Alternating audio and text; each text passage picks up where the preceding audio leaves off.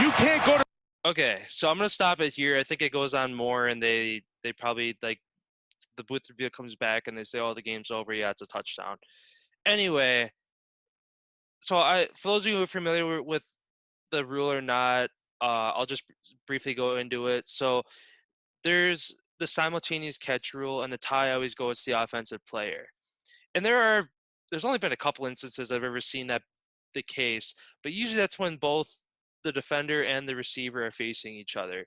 So if whatever they're both fighting for the ball, both have their arms on it, the ball's in between them and they're face to face, tie always goes to the receiver, and whatever that's fine.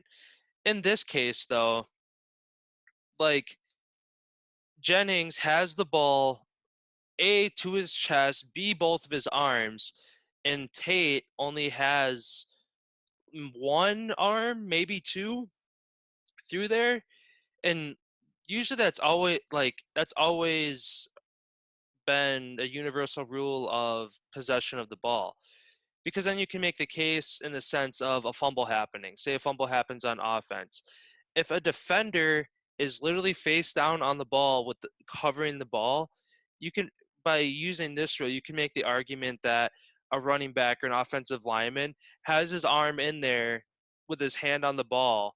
So you're going to give possession to the offensive guy because the tie goes to the offensive personnel.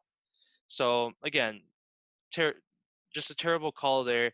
And then also during this time, I don't remember exactly what year this was. It was the early 2000s, but this was the holdup with the refs, where they basically had a bunch of like um, first time refs, a lot of mistakes like this going on.